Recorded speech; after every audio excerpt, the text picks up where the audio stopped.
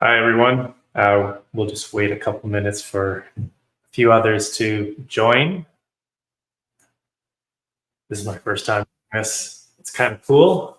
I'm just going to make it happen. We're going to experience the bumps together.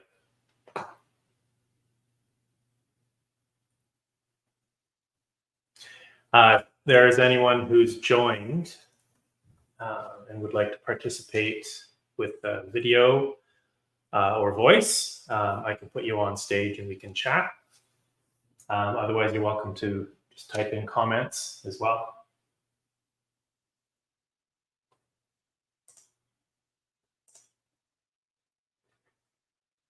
For me, I enjoy having a live audience and people to interact with, because when I give a presentation, it's important to me to make it about the audience and what the people I'm speaking with want to know and understand.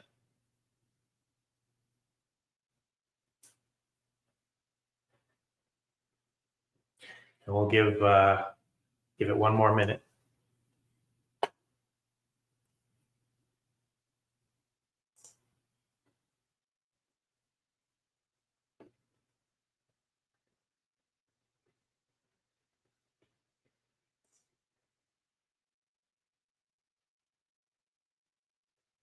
And what I'm noticing also is that the guests who joined, Dinesh and Jordan, if you do unmute your mics on your end, then I believe you can simply ask questions and we can go through this in a natural way rather than typing in the chat window.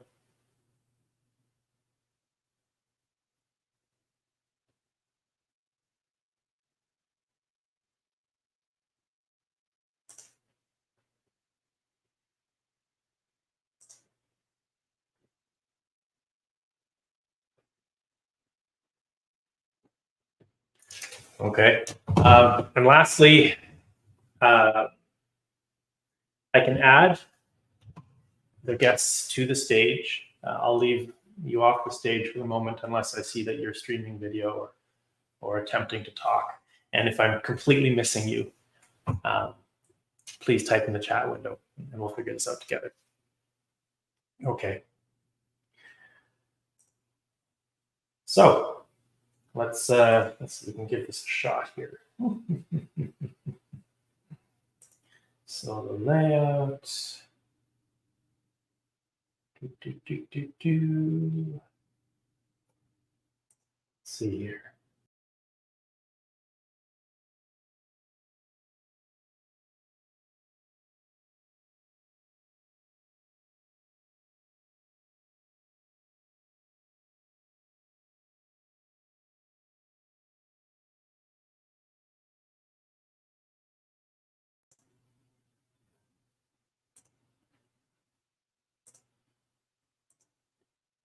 And there we go.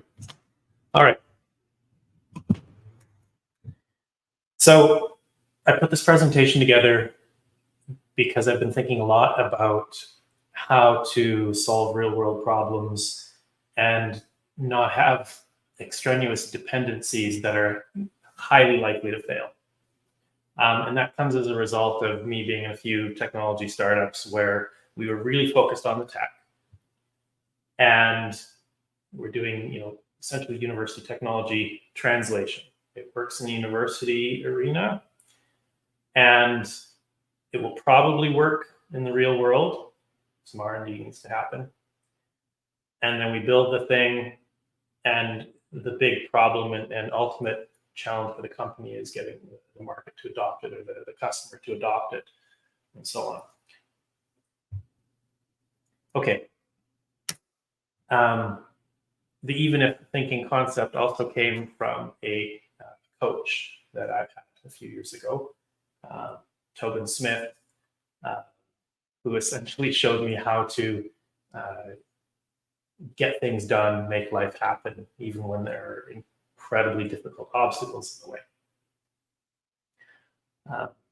So even if, just to provide some definitions, the idea is even if the surrounding environment and players present obstacles, the plan that's made always creates value at all stages and continues forward and ultimately addresses the problem, has the intended outcome. And I described the relationship of transdisciplinary approach to teams and problem solving because they seem to be related with the even if principle. And the transdisciplinary approach to solving problems is essentially to build the team around the problem itself, so that the problem itself doesn't become an obstacle to addressing it. And then I also provided a definition of pivoting, because that's a contrast from like the dot-com days to maybe the decade after, where at least from the technology company perspective, it was about creating tech because we could, because someone had an idea or because some new method became available.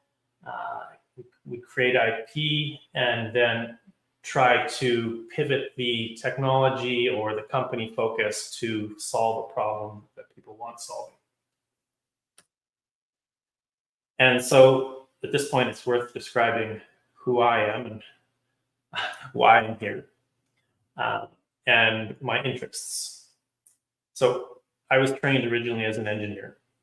I became involved in the assistive technology world. It just seemed to pull me in that direction. I spent some time in California and San Francisco developing consumer products as an engineer. I then at some point shifted and did graduate studies to become familiar with signal processing and experimental psychology and neurobiology to ultimately do more in the assistive technology world. And at some point, I spent time as a product owner delivering healthcare-based products. And then I moved to starting my own company, failing horribly and wonderfully, and sort of developing my skills along the way. I spend a lot of time doing digital signal processing these days and doing what has now become the domain of data science, machine learning. And I, the last 4 years, have studied extensively Stoic philosophy and a lot of other philosophies to better understand how I fit into the world and how I can contribute. And in making this discussion about you, those who RSVP'd, I went through your profiles to understand what you may find of value and bring that in the presentation. And a few of you have joined, thank you. And I'm looking forward to just hearing your feedback. And Dinesh, I do see your message. You're joining from a library, so you probably have to stay quiet. Also joining the call is Jordan as well, if I haven't mentioned her. And then a few others that will eventually look at this presentation. And in making the discussion about you, there are reasons why this title has attracted you. And maybe it's because I'm preaching to the choir and you have a belief that even if principles in product design would be really, really helpful right now, or you are an open-minded opposite, where you're thinking, there's no such thing, this can't happen. But you're willing to explore the idea that maybe there's a way to at least increase the likelihood of product success and adoption. And then those who were repelled by this concept of an even if MedTech design philosophy, well, maybe you're not here. So I've been involved with a number of companies. Two I'll highlight in this presentation. One of them is Secret Solutions, in which I was a product owner. We're developing a product to provide follow-up post-surgical procedure, follow-up with gathering post-surgical procedure information from mothers who recently had C-sections. And the idea was to reduce the number of readmissions to the hospital. And in that role, I learned a number of things. Really enjoyed working with the teams, loved the role as a product owner and collecting information and understanding the problem. And what didn't work, unfortunately, for that organization, one of the main things that didn't work, was that a great deal of time and energy, years, and people were spent on R&D.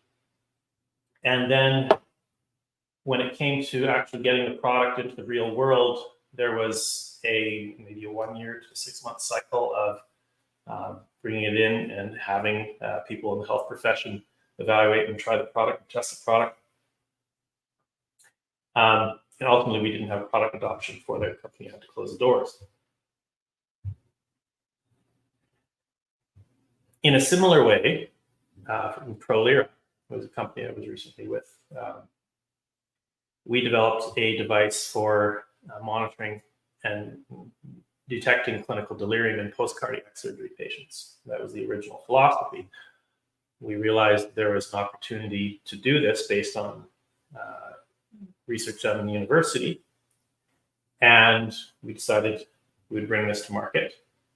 And so we focused on making it robust and working in the real world environment.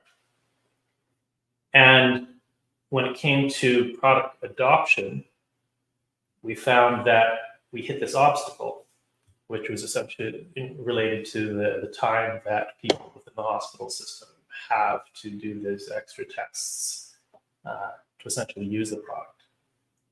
And so ultimately, we didn't get the product adoption we wanted. So here I am.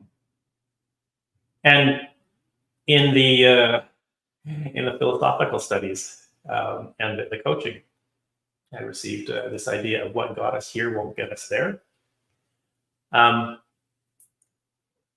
It seems like we've been following processes and methods that came from the dot-com days in the following decade, which was essentially, we can do this, let's build it, it will help.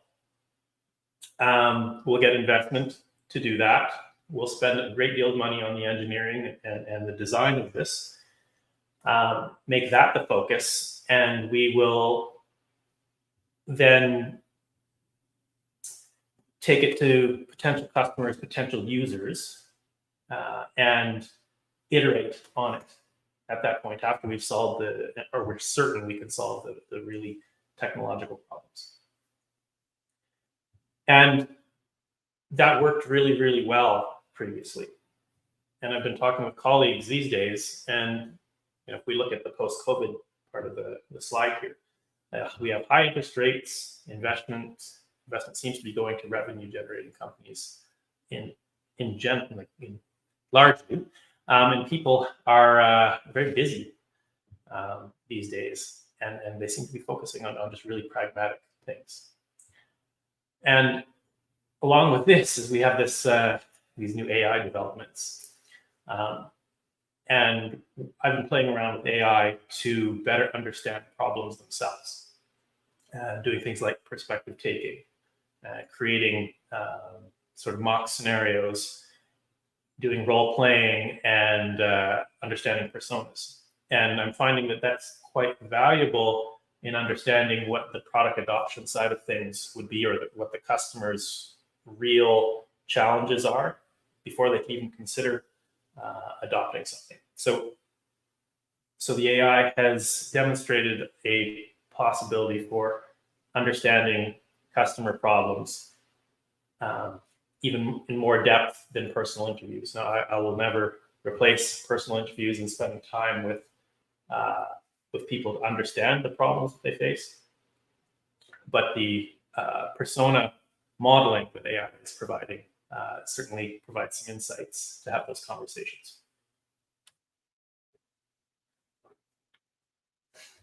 Dinesh beeped, so I don't know what that means.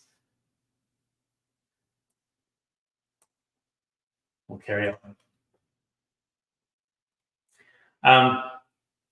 So the even if philosophy that I'm calling it here embodies a few things. It embodies that transdisciplinary approach to teams and understanding the problem. It also embodies something that has become close to my heart, which is the end never justifies the means, which is how I meet an objective, the way I do that has to be it is as important as the objective itself. And whether that comes to sacrificing my own time, health, relationships, whatever it may be to meet an outcome or an end promise, the journey there has to be enjoyable and healthy all the way along. And so that feeds into the philosophy and eventual formulation of the probability model that I'll show you in a few minutes. The other part is, for myself, when it comes to taking investment, it's important to me to deliver value at all stages. And when there is, say, an experiment or something that's designed or created that doesn't work out, that there has to be some learning associated with it. And so what's important is that it's the learning that is described as the objective for that step or that part. And it isn't necessarily the thing or the box, because the learning has value that shouldn't be neglected. The other part is to attract and not chase. I recently had a conversation with someone who's chasing customers and trying to figure out where they should spend their time, who they should talk with, and how they should advertise and market themselves and whatnot. And what I communicated to them was that places a lot of dependency on external factors that aren't in one's control. What is in one's control is what we do with our time right now, and how we're valuing that.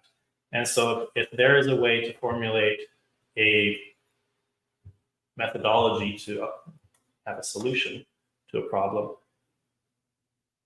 one will probably do better if they take the perspective of attracting customers, resources, collaborators, and whatnot, rather than to chase them down. Finally, this idea also came up was factoring in considering our customer's customer. And for a few different colleagues I've talked with recently, it turns out there are fewer customers than there are of their customers. And so one of the topics that came up is, well, what if you understand your customer's customer? And your customer's customer is then referring you to the person who you would ultimately collaborate or work with on a project. That means that your customer's customer is probably allocating appropriate funding for you to be part of the project. Probably means that customer's customer is asking for things that will contribute to the success of the project and whatnot. And it removes this idea, or at least mitigates the necessity of attempting to convince people of things that are important on a project. There are two more parts here. One is to define the problem components that are independent. So again, I've discussed or described a probabilistic model that helps us make decisions. Each part of that model, if they are statistically independent, or as much as we can in some way, then it improves the prediction power of the model. And finally, it is the model itself, or formula, is to create this formula or chain that helps us understand the odds of success.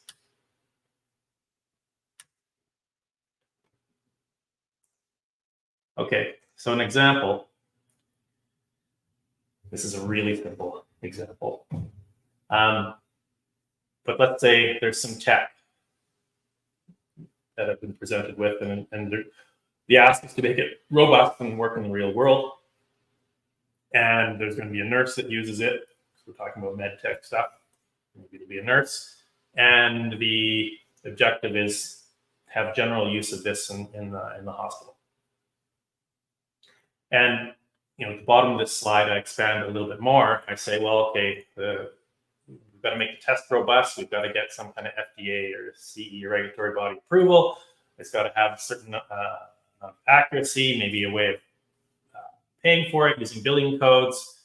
And of course, someone has to have time to use it, who's employed within the medical system, and then we get general use of this tech in hospitals.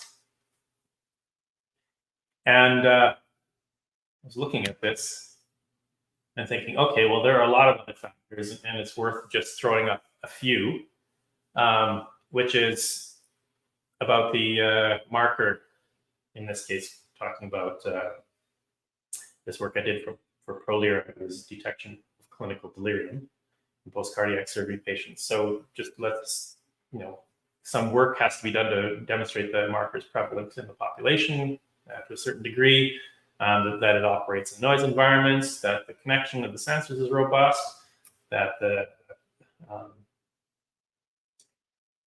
box gets approved by a government body, that the marker is better or at least reliable than the current method being used, et cetera, et cetera.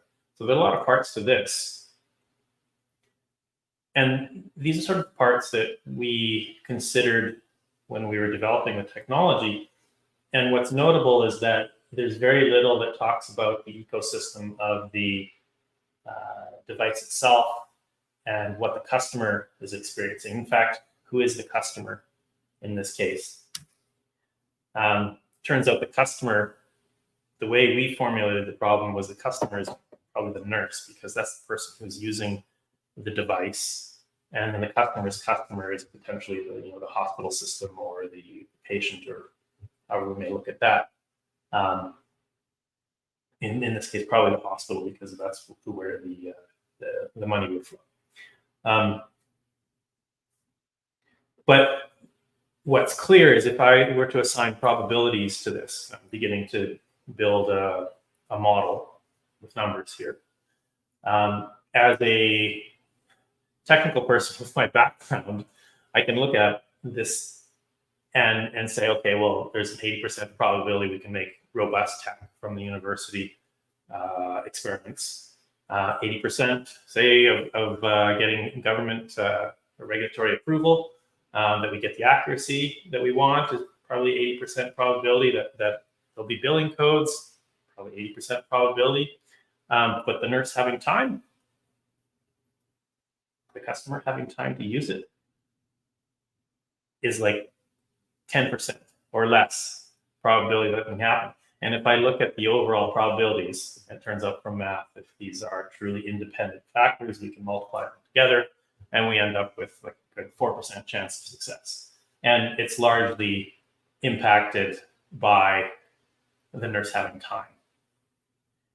So what we did was we created a situation which was probably bound to fail because we didn't understand who we were building this for, how we were solving the problem in terms of in the problem domain itself, and the ecosystem in which our box would be used. And so there's some reflection after experiencing this that can be valuable, right? And the big one staring us in the face is that the nurse really doesn't have time to do this.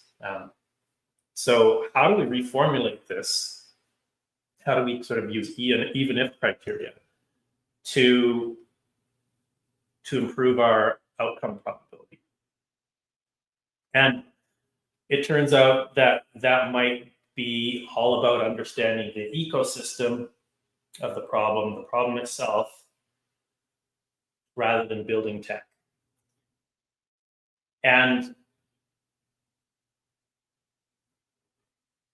understanding that people simply don't have time these days sort of goes a long way. And there's more reflection, which is, yes, we started out in both cases, Seeker and Prolia, we started out as a technology company. So we build tech, and we're going to make that used in some way. But this question, are we a company that designs systems and processes in healthcare, understanding the dependencies of all the things, instead of a tech company? Like, is that the shift it has to make after X number of dollars has been spent to develop a box? So then there's that thought experiment, but what happens if we shift our company's focus to understanding the problem, the ecosystem of the problem, the people involved, and we simulate and study that? And what if that was the focus, and we just farmed out the technology development to a firm? So if we go back to the this clinical delirium monitor problem I described, it seemed like the nurse was the ultimate customer, like at least the user of the box that we would build. And the nurse had a low probability because they just simply didn't have time to do that. So I looked at, well, what would it be like if we changed our formula, our equation? If we had done this before, we went down our journey, and we said, okay, we will take our understanding of the ecosystem in which this is going to be used and put this into our formula. And understanding at least the hospital ecosystem in Canada, one is we have this electrodiagnostics department. They already do a lot of the things that we were asking this nurse who would use our device to do. In fact, they already have the hardware to do it, and all we would have to do is give them software algorithms. So if we were to use this sort of rethinking of the ecosystem and plug this into our model, we now end up with a situation where we create some algorithms that do the things. We use an existing electronic box, so all those probabilities about whether or not our box will be regulatory approved, blah, blah, blah, blah, go away. We use existing sensors, all of that, those go away. We still have the billing codes, for example, and then we have a specialist who uses this type of technology on a day-to-day basis. They understand the things, and so the risk associated with them decreases. The risk decreases. The probability that they're available to use it and can use it goes up. And the nurse, in this case, the nurse has always been referred to as the bedside nurse. We're not putting extra burden on them at all, other than maybe to check a chart. So the probability of success increases from what was it? It's like 0.4 to 34. Yeah. So, okay, now I've told a story and I've used some numbers. Does this actually work in the real world? And can we build a model for a real situation where we have numbers for the ecosystem parts as well as the technology development parts? And can we use that to build an even if scenario where we are much more likely to succeed? So getting to I think it's the second to last slide. The MedTech recommendations is simply to focus on the problem and who owns the problem. Focus on that, not the product. Focusing on the product will just naturally come, is the idea. The other is we can simulate the ecosystem. We can simulate the adoption of a solution before spending money on technology development. And we can do that using this probabilistic model. As well, we can use AI methods to run scenarios past the people and gatekeepers of the problem and try to understand their perspectives and what's important to them. The other is, if we are designing something, and this is a lesson learned for the recent medical device, which is we're building a product, it's important to build it for the existing workflow. because as soon as we start messing with existing workflows, then our probabilistic model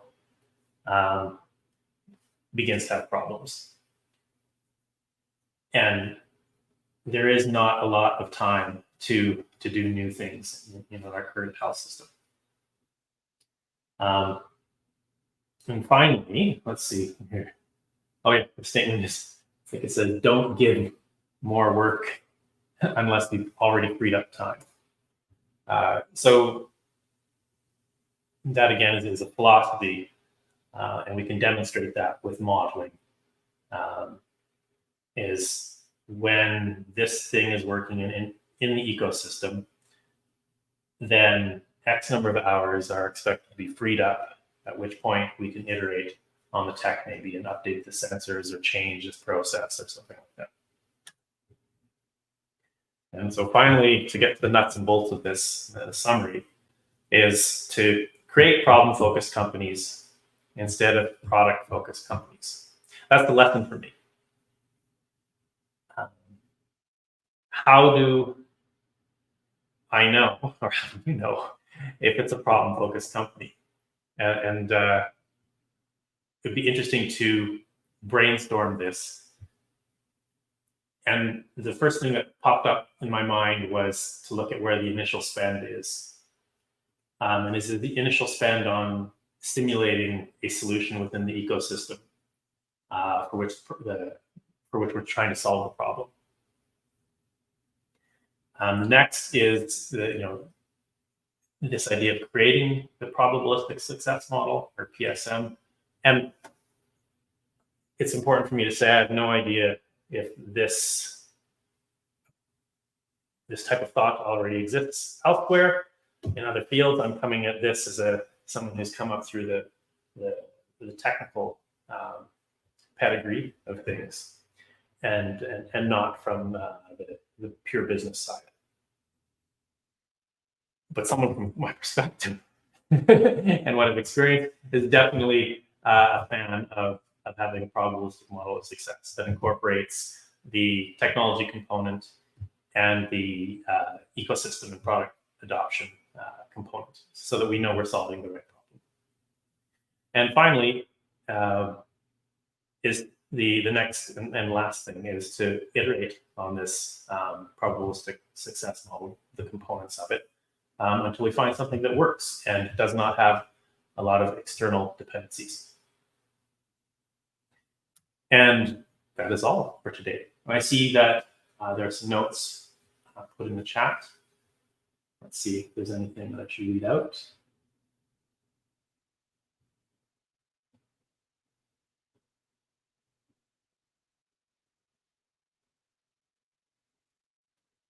Yeah, one comment about attracting and not chasing customers and collaborate, it seems. So thank you for sharing that, and we'll do this again next time. If anyone has any further comments, please do put them in the LinkedIn comment section, and I'll be reading through that, and I'll use that information to put together the next presentation, or to reach out to those of you who watch this and would like to talk more right now.